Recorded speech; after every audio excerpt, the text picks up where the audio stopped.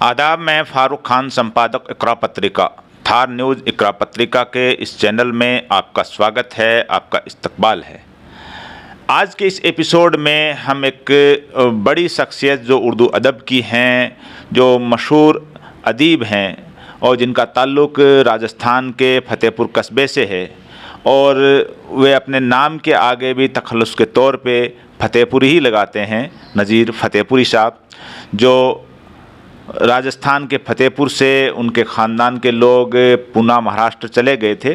उनसे हम सारी उनकी ज़िंदगी के बारे में बात करेंगे। जो नज़ीर साहब हैं वो अपनी ज़िंदगी के करीब 76 ईद देख चुके हैं और एक कामयाब और मशहूर और मारूफ उर्दू अदीब हैं और काफ़ी किताबें लिखी हैं, जो 100 से ऊपर किताबें अभी बता रहे थे जो बातचीत हुई, और उन किताबों के बारे में भी जानेंगे। नज़ीर साहब, आपका बहुत बहुत इस्तकबाल है। आप राजस्थान आए हैं तो सबसे पहले तो जैसा आपने जिक्र किया कि आपकी जो पैदाइश फ़तेहपुर की है, तो फ़तेहपुर से आप पूना कब गए और कैसे गए? सबसे पहले तो मैं आपका जो है ना शुक्रिया अदा करता हूँ कि आपने इस मौके पर मुझे याद किया। जहाँ तक मेरे फ़तेहपुर से पूना जाने का सवाल है तो मैं समझता हूँ कि 59-60 के लगभग मैं फ़तेहपुर से पूना गया। उस वक्त मेरी उम्र जो है तकरीबन 12-13 साल की थी। 1959-60 में? हाँ, 1959-60 में पूना गया मैं। वहाँ पहले से ही मेरे वालिद साहब, मेरे मामू वगैरह ये इमारत साजी का काम करते थे, तो मैं उनके पास में गया और उनके साथ में काम करने लगा मैं। तो वो जो बिल्डिंग लाइन का काम आपने खुद ने भी किया है? हाँ, मैंने बरसों अपने हाथ से दीवारें बनाई है, मैंने प्लास्टर किए हैं, मैंने टाइलें लगाई हैं, मैंने बरसों काम किया अपने हाथ से। और बरसों मेरे हाथ में जो है वो छाले भी रहे और उसी हाथ में जो है कलम भी रहा। जो है दिन में काम करता। मैंने एक जगह लिखा है कि मैं दिन में मैं जो है वो ईंटों से, पत्थरों से, सीमेंट से खेलता था और रात में जो है इशा की नमाज़ पढ़ के फिर मैं लफ्ज़ों से, किताबों से, कलम से और कागज़ से खेलता रहा। एक बड़ी बात है, खुशी की बात है कि जो शख्स दिन में बिल्डिंग लाइन का काम करते थे, मेसन का, लेबर का जो काम करते थे, और रात को कलम पकड़ के जो अदब के जो जुमले लिखते थे उर्दू अदब से मुताल्लिक, इतना स्ट्रगल, इतनी जद्दोजहद पूरी लाइफ में जो की है। और आप यहाँ जो फ़तेहपुर से गए थे उस वक्त, तब तक आपने कौन सी क्लास पास कर ली थी? देखिए, मैं यहाँ ईदगाह स्कूल के सामने घर है मेरा, और मुझे किसी ने नहीं कहा कि तुम स्कूल जाओ या स्कूल पढ़ो। वालिद साहब तो पूना में थे, वालदा जो है वो घर के कामों में लगी हुई थी। तो मैंने एक दिन अपनी वालदा से कहा कि मुझे स्कूल जाना है, तो उन्होंने कहा चला जा स्कूल। तो मैं अपने छोटे भाई को लेकर मैं गया स्कूल में। तो वहाँ पर जो टीचर थे, फारूकी थे वो, उनका नाम था तालिब अली फारूकी। तो उन्होंने मुझसे कहा कि भाई किसी बड़े आदमी को लाओ। तो मैंने कहा कि देखिए ये भाई है मेरा छोटा, इसके लिए तो बड़ा मैं हूँ और मेरे लिए भी आप जो है मुझे बड़ा समझ लीजिए। तो हंसे वो, और हंस के फिर उम्र मालूम की तो मेरे छोटे भाई को तो पहली क्लास में ले लिया। मुझसे कहा कि तेरी उम्र ज़्यादा है, तुझे हम पहली क्लास में नहीं ले सकते, तो 2 दिन बाद में आ, हम तेरा इम्तिहान लेंगे। तो अब मैं गया 2 दिन बाद में। अब उन्होंने क्या इम्तिहान लिया मुझे मालूम नहीं है, लेकिन साहब उन्होंने मुझे डायरेक्ट तीसरी क्लास में लिया। तो तीसरी, चौथी और 5वीं इस्लामिया स्कूल ईदगाह में ये 5 क्लास मैंने, चाहे इसका आप इसे हिंदी समझ लीजिए या उर्दू समझ लीजिए, ये 5 मतलब ज़िंदगी के 3 साल मैंने स्कूल में गुजारे और 5 साल का सर्टिफिकेट मेरे पास है कि मैंने 5वीं क्लास मैंने पास की। मतलब 5वीं क्लास पढ़ करके या बीच में फ़तेहपुर से गए, उसके बाद किसी स्कूल कॉलेज की कोई शक्ल नहीं देखी, कहीं नहीं पढ़े आप? बिल्कुल नहीं साहब। मैं जाने के साथ ही तो फिर जो है ना बिल्डिंग के काम में लग गया था मैं। और पूना जाने के बाद में जब हम काम करते थे तो आप मैंने किसी को भी सुनेंगे तो हैरत होंगे कि मुझे 3 रुपये हफ्ता मिलता था वहाँ पर। जिस ठेकेदार के पास में काम करते थे वो 3 रुपये हमको हफ्ता देता उस वक्त भी, और वो हमको काम सिखाता था। तो काम सीखने के वो हमको जाना 3 रुपये देते थे। तो स्कूल में जाने का तो सवाल ही नहीं है ना। यहाँ से फ़तेहपुर से जितने लोग वहाँ जाते हैं तो सब फिर वो रोजी रोटी में ही लग जाते हैं और लगे रहते हैं। तो आपने कितनी किताबें अभी तक लिखी हैं? देखिए, मेरी 103 किताबें तो आ चुकी हैं और 2 किताबें अभी प्रेस में है, वो आने वाली है।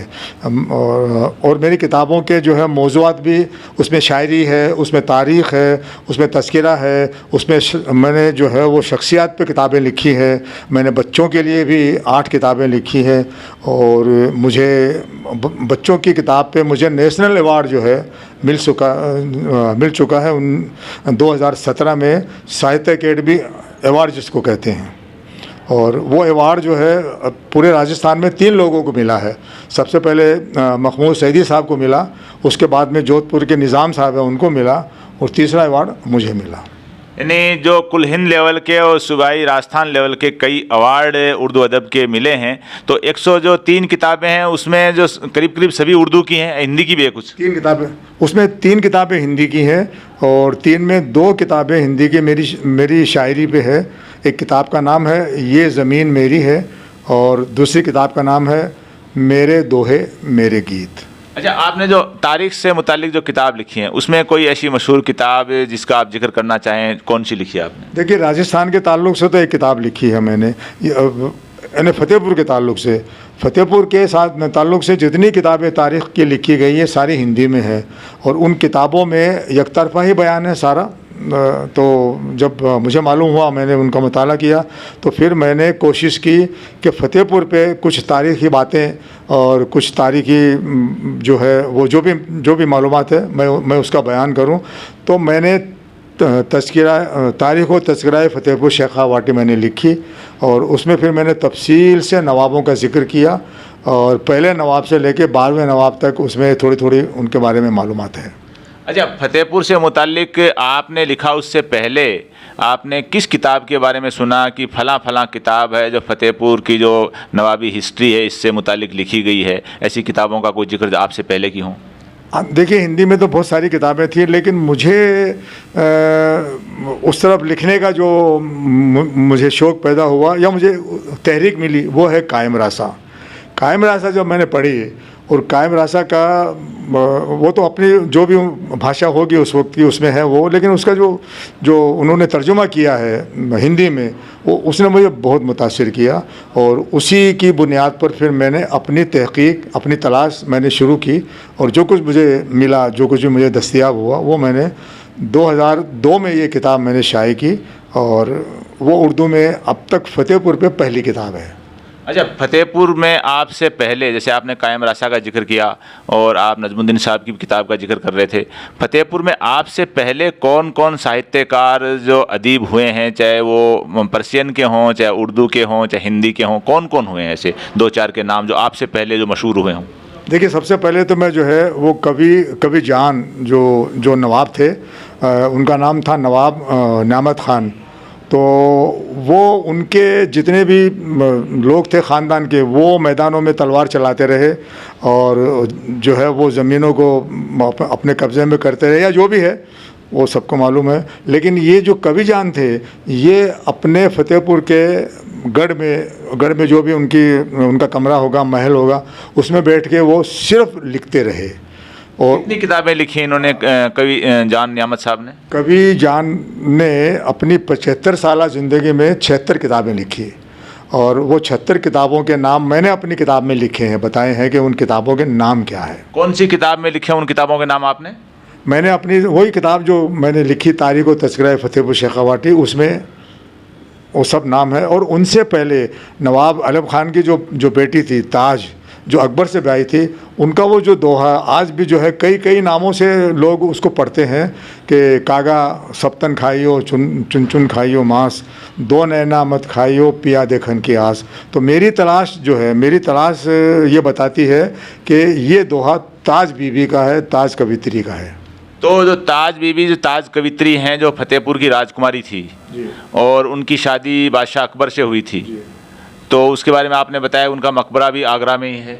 हाँ, वो मैंने एक किताब आई थी नगर नागर फ़तेहपुर, उसमें ज़िक्र किया था कि ताज बीवी जो है वो अकबर की बीवी, ताज बेगम अकबर की बीवी थी, और उनका मकबरा आगरा में मौजूद है। और उसमें ये भी बताया गया कि ये जो हिंदुओं के जो मंदिर हैं, उनमें उनके धमार उनके जो है भजन वो आज भी गाए जाते हैं और बड़े एहतमाम से वो जो है ताज के भजन आज भी वो गाते जो हैं। ताज कवित्री ने लिखे थे। जी जी, ताज के भजन, उनके गीत जो भी है तो वो आज भी गाए जाते। धमार उस वक्त तो उन गीतों को धमार बोलते थे, गीत थे या भजन थे लेकिन उनको धमार बोलते थे। तो वो धमार आज भी जो है कोई एक समुदाय है हमारे हिंदू भाइयों में, उनके मंदिरों में वो गाए जाते हैं। तो दो तो साहित्यकार ये हो गए नियामत साहब और कवित्री ताज, और आगे फिर और तीसरे जो है वो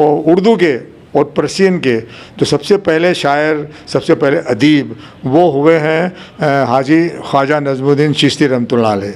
वो झुंझुनू में पैदा हुए, फिर फतेहपुर में आके उन्होंने जो है वो तबलीग इस्लाम का काम किया।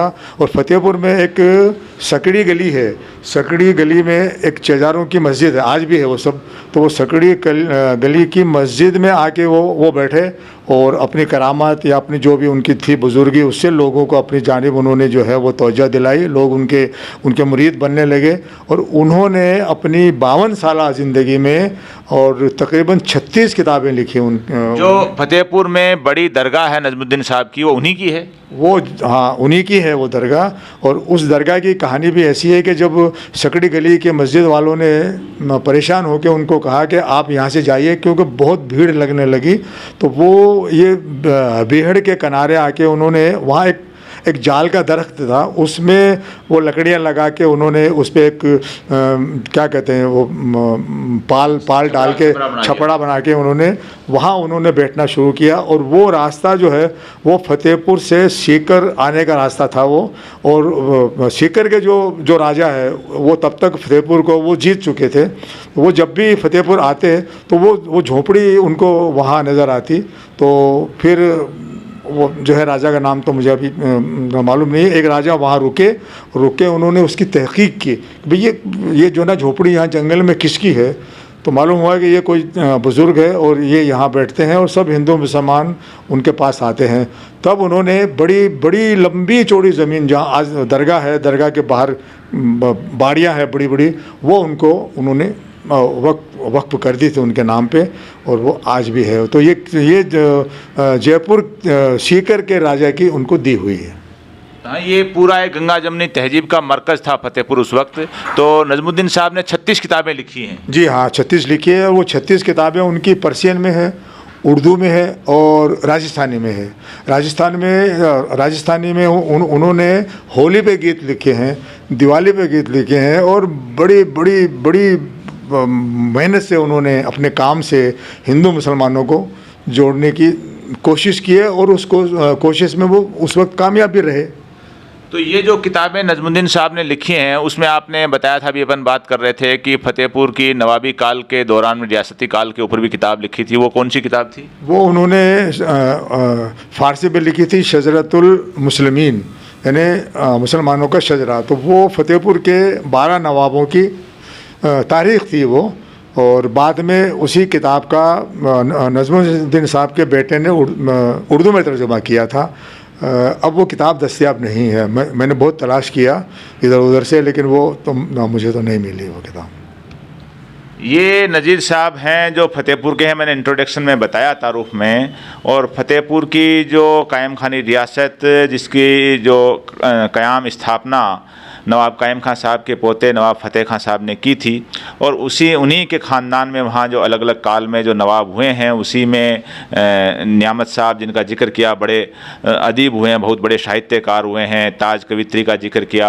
और नजमुद्दीन साहब एक बड़े सूफ़ी बुज़ुर्ग, बड़े फ़कीर हुए हैं जो झुंझुनू के इलाके से आकर के फतेहपुर में आए और उन्होंने जो लोगों को दिलों को जोड़ने का इतना बड़ा काम किया कि तमाम तर लोग हैं वो वहाँ के जो किसी भी ख़ानदान के हों, किसी भी बिरादरी, किसी इलाके के हैं, जो आपस में जुड़े और लोगों ने जो प्यार और मोहब्बत से फतेहपुर को आबाद किया, उसमें वहाँ के नवाबों का, वहाँ के जो साहित्यकार थे, अदीब थे, वहाँ के जो बुजुर्गान दीन थे, और उन तमाम का एक बड़ा रोल था जो फतेहपुर के अंदर जो गंगा जमनी जो तहजीब की जो मिठास है उसको कायम करने का। और उसी सिलसिले में जो मैंने जो सवाल किया था नज़ीर साहब से कि कितने साहित्यकार आपसे पहले हुए हैं, तो नियामत साहब और ताज कवित्री और नजमुद्दीन साहब, इनके बाद में चौथे नाम आपका है। चौथा नाम? आप जो है ले सकते हैं। अरे शायर तो वहाँ हुए बाद में, और हिंदी के तो बहुत हुए। हिंदी के दोहे ऐसे मशहूर व मारूफ जो कुल हिंद लेवल पे मशहूर हुए हों, चाहे हिंदी के हों किसी के हों। नहीं, ऐसा तो कोई नाम सामने नहीं आया। एक चमड़ियों में एक संत थे, संत दास, उनका जिक्र तो मैंने जो है मराठी की किताब में भी पढ़ा है। और उनकी 6 खंभों की छतरी थी, तो उसमें पढ़ के मैंने वो छतरी तलाश की, उसके हमने फ़ोटो लिए उस छतरी पे। और उर्दू में किसी नवाब के हाथ की, मतलब उनका वो जिसको हम कहते हैं शिलालेख, वो वहाँ उर्दू में या पर्शियन में मौजूद था वो। तो वो संत दास के बारे में तो मैंने पढ़ा कि उनका नाम काफ़ी हुआ। लेकिन अगर ये बात जो है कि जो नवाब नियामत खां, तो ताज कवित्री नजमुद्दीन साहब, ये जो संत महाराज के बारे में बता रहे हैं, तो जाहिर सी बात है उन लोगों के पास एक फैसिलिटी थी, एक बड़े ख़ानदान से थे, उनको पढ़ाने लिखाने वाले, एक सलीके में डालने वाले लोग थे। लेकिन आप तो एक छेनी पत्थर फोड़ने वाले और मतलब कारीगर का काम करके आप बगैर किसी स्कूल कॉलेज गए हुए आपने अपने आप को तराशा है और अपने आप को उर्दू अदब में एक मशहूर किया है। ये अपने आप में एक बड़ी मेहनत, एक बड़ी जद्दोजहद आपकी। जी जी हाँ। और कुल हिंद लेवल पे एक तरह के आप मशहूर हुए हैं। आप कुल हिंद लेवल पर और राजस्थान के सूबाई लेवल पे, महाराष्ट्र के लेवल पे आप कई बार अलग अलग तंजीमों के ज़रिए, हुकूमती इदारों के ज़रिए आप सम्मानित हो चुके हैं, अलग अलग अवार्ड आपको मिले हैं।